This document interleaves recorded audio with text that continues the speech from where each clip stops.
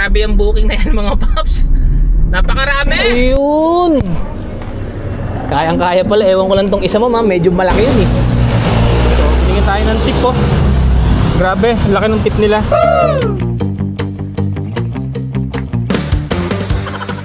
Good morning mga paps! Another day, another biyahe seri na naman. So today is Saturday mga paps, August 9. So ang oras natin ngayon is 9:47 in the morning. So medyo excited tayo bumiyahe ngayon mga paps sa Lalamove. Dahil araw kung di bumiyahe mga paps. Bukod sa medyo tinamad tayo, may mga lakad tayo. Actually may booking na tayo mga paps, ayan yan. Medyo nagmamadali nga ako mga paps dahil nasa CR pa lang ako, na-accept ko na tong booking na to. Medyo may kalayuan yung ating yung pick up location, nasa 2.9 kilometers. So buti na lang hindi pa tumatawag si sir. Pero nakachat ko siya kasi hindi ko matawagan kasi nga nasa loob ako ng CR.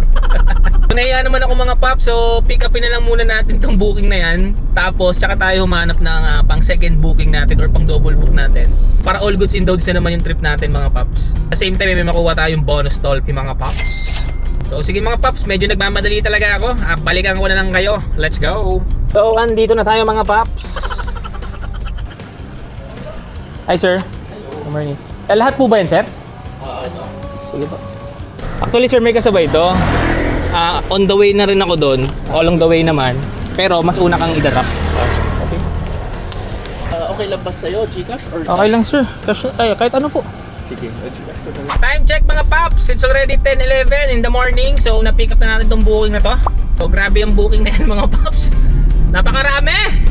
Parang complete set na ng sound system to mga paps eh. Dapat na to L3.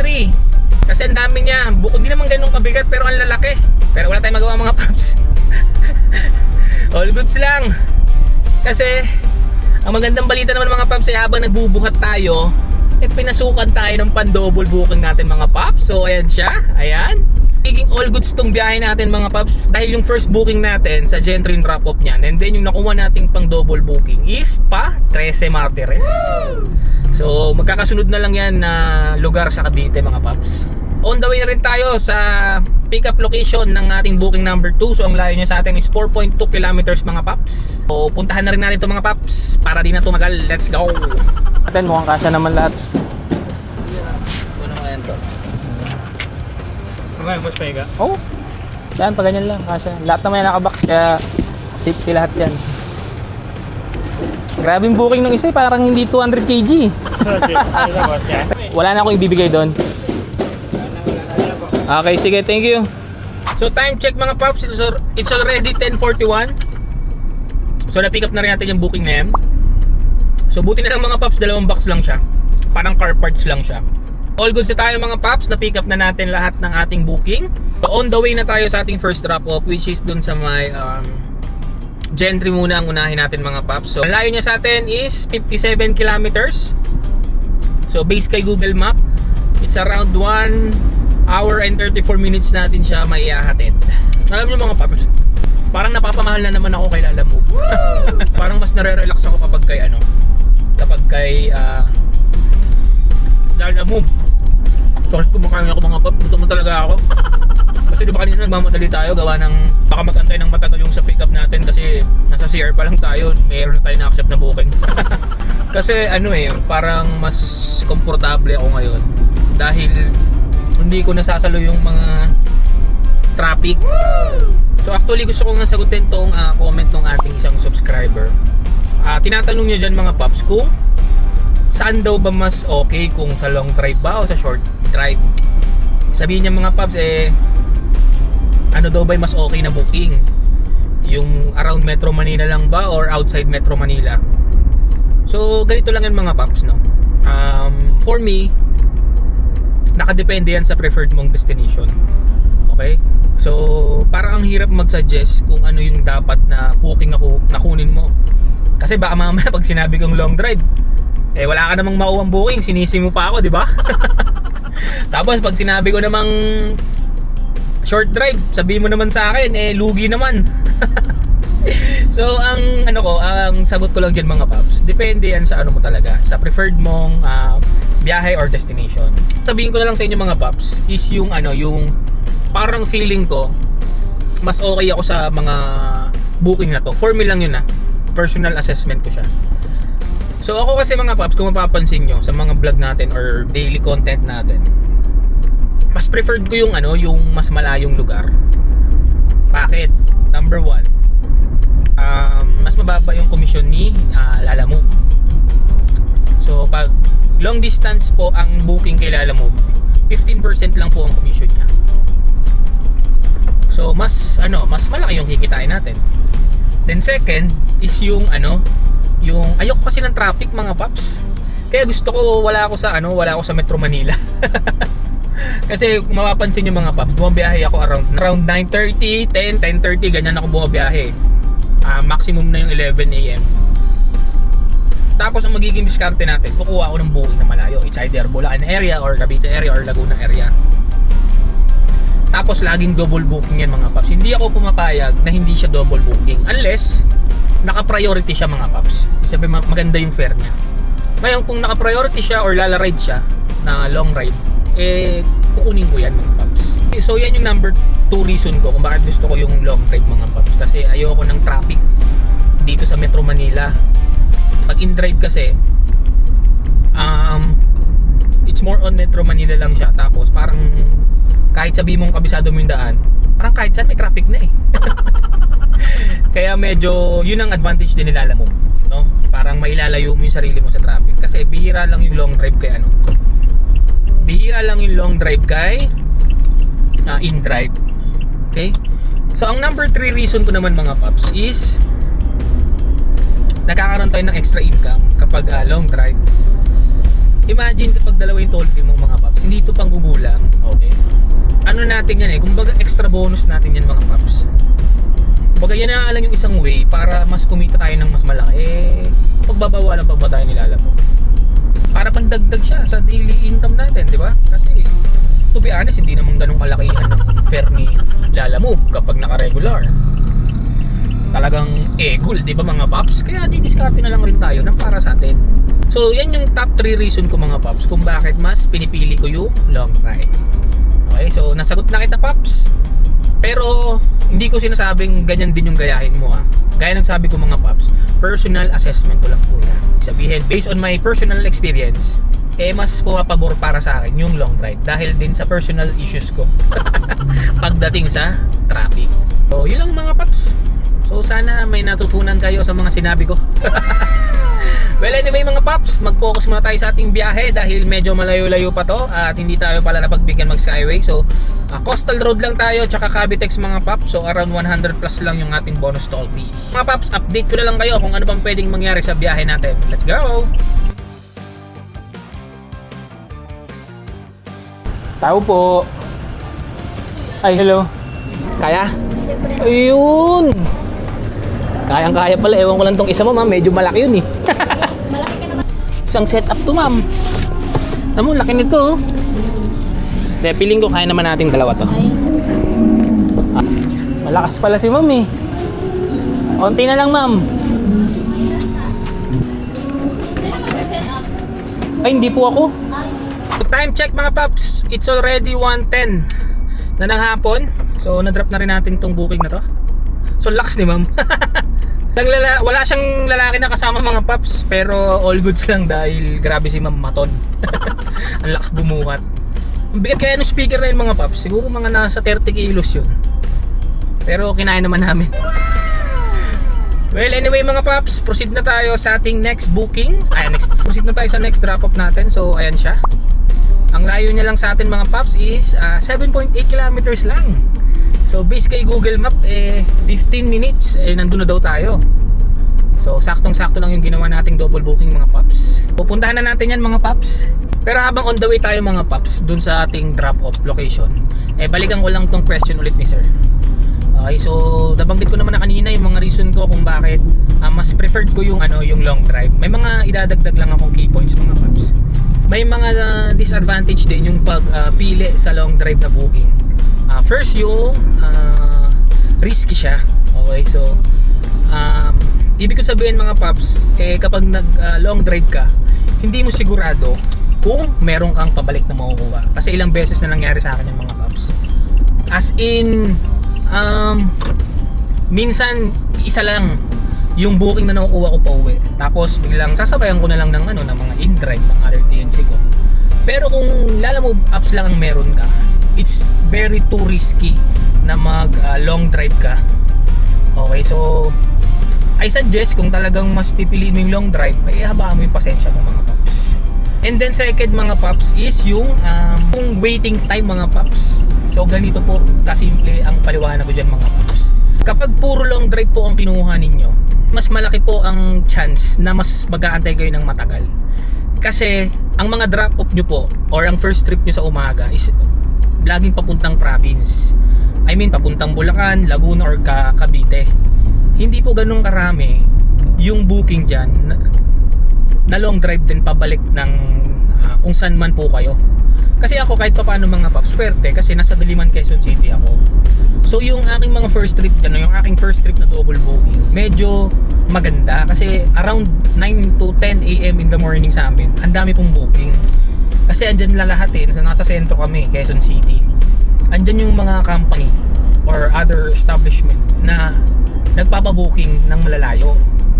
Ngayon, ang counterpart ng mga paps is yung pagdating ka na sa provinces, baka mamaya po wala kang makuhang booking pabalik sa Diliman or kung saan man po kayo nakatira. At the same time, kung meron man kayong makuhang booking, talagang mag-aantay po kayo ng napakatagal. So napansin nyo rin naman yan sa mga previous vlog natin. 2 hours, 1 hour, ganyan yung katagal nating inaantay para lang makakuha ng booking pabalik sa amin sa Diliman, Quezon City. So minsan nakakachamba tayo. Meron din akong vlog na parang 7 hours lang akong bumiyahe pero naka 3,000 ako. Yun, benas ako nung araw na yun mga paps, pero hindi araw-araw. Ganun palagi yung bato ng booking sa inyo Lalamove. Okay, so ulitin ko lang mga paps, number 1, it's too risky kapag long drive ang yung biyahe. And then second po, na disadvantage ng pagkuha ng long drive is yung mas matagal kang mag-aantay ng booking dahil nga provinces yung mga pinag-drop-upan mo. So kailangan mo lang ng mahabang pasensya dyan mga paps. So yun lang mga paps, share ko lang. So sana may natutunan kayo sa mga pinagsasabi ko. So sige mga paps, update ko na lang kayo kung ano pang pwedeng mangyari sa biyahe natin. Let's go! Buhat-buhat muna tayo mga paps.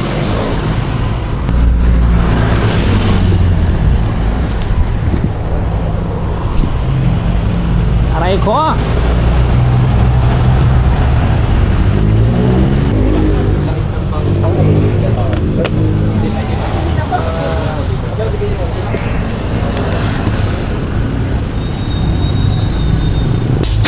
Ay, sorry po. Salamat po, ma'am. So, ito siya mga paps, direct auto supply. So, tingin tayo ng tip po. Grabe, laki ng tip nila. So time check mga paps, it's already 1:40 in the afternoon. So na-drop na natin tong booking na to. Napakalaki po ng tip na binigay sa atin mga paps. So shoutout sa sir. Sir ano ba yan? Sir Direct Auto Supply. So pinakita ko naman kayo na sa video mga paps. Nakakatuwa lang yung mga ganyang customer no. Kasi medyo nagbuhat tayo ng onte mga paps. At the same time, mali rin yung drop off location ni sir. Pero mga 2 to 3 kilometers lang ata yung distance doon. Pero napakalaki ng tip na binigay mga paps. So parang around around 400 plus or 500 plus yung binigay na tip sa atin. So ayan binigay 1,350 mga paps. Pero ang bill niya lang is so mali pala computation ko mga paps, mga around sige nga computing ko nga para malaman din natin talaga. Ang total is 1,500, so ang binigay is 1,350. So meron tayong 345 pesos na tip mga paps. Ang saya lang mga paps, di ba? Kasi parang nakakatuwa yung mga ganung customer, yung na-appreciate nila yung yung effort mo. At the same time yung ina-accept din nila yung yung pagkakamali nila. Kasi gaya nga nasabi ko, mali ng drop off location sila sir. Mga around 2 to 3 kilometers. So all good set mga paps. So idagdag na lang natin yan sa ating computation mamaya mga paps. So rolling lang tayo mga paps, hanap lang tayo ng ating makakainan. Tapos sabayan na rin natin ng pag-aantay sa booking. So ito yung sinasabi ko kanina na disadvantage kapag long distance ka. So medyo antay-antay ka talaga ng malala mga paps. So update ko na lang kayo mamaya mga paps kung ano bang pwedeng mangyari sa biyahe natin. Let's go!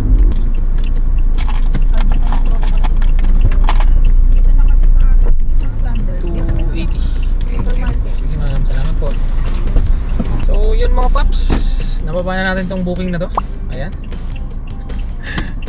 So, sorry. So, sorry mga paps ha. Kasi hindi na naman tayo nakapag lalamove lang na all the way. So, pinilit ko naman, pero tagal ko kasi nag-antay doon kanina mga paps. It's already 3:32. Di bale, malay naman natin mga paps yung sunod na booking natin is lalamove na. So, isama na lang rin natin sa summary syempre itong kinita natin kay InDrive. So, balikan ko na lang kayo mga paps kung ano pang pwedeng mangyari sa biyahe natin. Let's go. Time check mga paps. It's already 4:13 in the afternoon. So tapos na tayong kumain at magpahinga. At meron na rin tayong booking mga paps. So ayan siya. So sorry ulit, InDrive ulit yan mga paps. Sorry mga paps dahil napakahirap na talaga kumuha ng booking ngayon dito sa Alabang. Kasi nga Saturday na rin pala. Saturday pala ngayon mga paps. Bali mahirap talaga kumuha ng booking kapag Sabado, lalo't alas 4 na ng hapon. So no choice na naman si Makoy official. Sana'y ako'y inyong patawarin. O ang layo lang sa atin mga paps ng pick up location natin ay dyan lang mga paps. So tanong ko na yung Jollibee. Kasi magkakahilera dito mga paps yung mga fast food chain dito sa may Alabang. Maganda rin natin mga paps, dalawa lang daw sila ng baby niya. So nakita nyo naman from from Alabang going to Manila lang to mga paps. So medyo okay din yung fare, 696 ata. Basta 600 plus. So puntahan na natin si ma'am. Balikan ko na lang kayo mga paps. Let's go. Okay naman. Maraming salamat po. Ingat kayo ni baby. So time check mga paps. It's already 6:21 in the evening. So na-drop na natin tong booking na to. Grabe. Parang ilang oras ko natin sila ma'am. Grabe yung traffic sa sa may service road. Pero all goods lang. Mahalaga safe kami nakarating. So maganda rin pala talaga yung combination nila Lalamove tsaka ni InDrive mga paps no? So mamaya paliwanag ko yan. So balikan ko lang kayo mga paps. Hanap pa tayo ng booking pa uwi. So dito tayo ngayon sa may San Juan, boundary ng Manila tsaka San Juan. So balikan ko lang kayo mga paps kung ano pang pwedeng mangyari sa biyahe natin. Let's go! 302, right? Yes, good. Double check na lang sir, baka may maiwan po kayo. So time check mga paps. It's already 7:04 in the evening. So malapit na tayo sa bahay. So nababa na rin natin tong booking na to. Siguro mga paps, di na tayo kukuha ng booking. So malapit na kasi ito sa amin. At paldo naman na tayo ngayong araw. So antayin nyo lang ang ating competition at kung magkano kinita natin ngayong araw. Let's go! Time check mga paps. It's already 7:47. So nandito na tayo sa amin. Touchdown na tayo mga paps. Bale, simulan na natin kagad mga paps yung ating computation. Bago pala lahat mga paps, lagi ko palang inuuna kung ano ba yung naging gas consumption natin ngayong araw. So ang total ng tinakbo natin ngayong araw is 166.4 kilometers.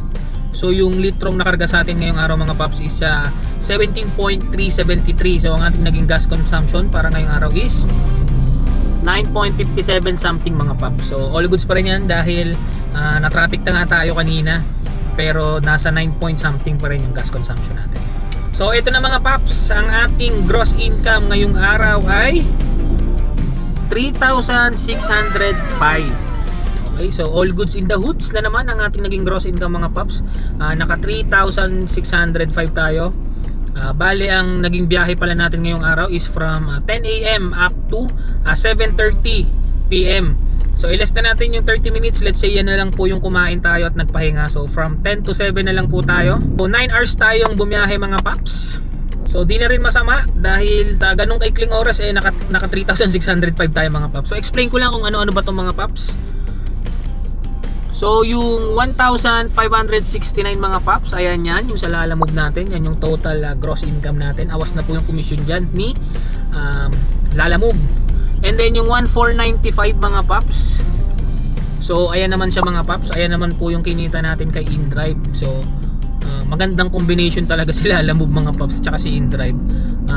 Feeling ko sa weekdays ayokong gawin to kasi mas preferred ko sa ngayon si Lalamove kapag weekdays. Pero since Saturday ngayon, mahirap yung Lalamove kasi mga paps kapag Saturday. So yan, tandaan nyo yung mga paps. Kapag Sabado at Linggo po, napakahina po ng booking ni Lalamove. Kaya hindi po ako nagsusolid Lalamove lang. may pasulpot-sulpot lang mga paps, pero hindi siya tulad ng weekdays na marami pong booking kahit sa province.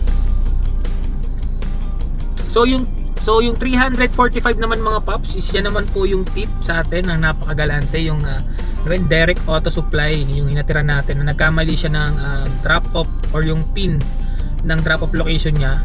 At the same time, tinulungan din natin sila magbuhat. Actually, hindi naman ganun kalayo nga eh. Mabigat rin kasi talaga siya. Medyo busy kasi sila kaya nakisuyo na lang sa akin. Sabi ko nga sa inyo mga paps kanina, no, na-appreciate ko yung mga ganitong customer, no? Kasi tinitingnan din nila yung effort natin. So, yun lang. Then yung 43 pesos mga paps, yan naman yung tip nung yung sa yung halos buong sound system na yung pinabook. So 1,057 po yung kanyang total fare kasama yung toll. At 1,100 po yung pinadala sa atin sa GCash. At syempre naman mga paps, yung 153 pesos, syempre alam nyo na yung mga paps, yan na po yung ating toll fee bonus. Yan. So, tatlong toll yan mga paps. Bali yung Skyway sa Magallanes, which is 45 pesos. Yung sa Coastal Road, 35. And then yung sa may Cavitex is 73 pesos. Kasi double booking tayo kanina papunta, di ba mga paps? Kaya yung isa binayad natin, yung isa bonus natin. So a total of 3,605 mga paps yung ating naging gross income. Ang next natin mga paps, syempre para malaman natin kung ano yung neto or yung ating take home money, ay bawas natin yung mga naging expenses natin ngayong araw. So ang ating neto or ating take home money para ngayong araw mga paps is 1,617. Alright mga paps, no? All goods in the hoods na naman yung kinita natin ngayong araw. Pero explain ko lang kung ano-ano tong mga expenses natin ngayong araw. So yung 1,047 mga paps, yan yung naging diesel natin. And then yung 270, yan po yung naging lunch natin mga paps sa KFC.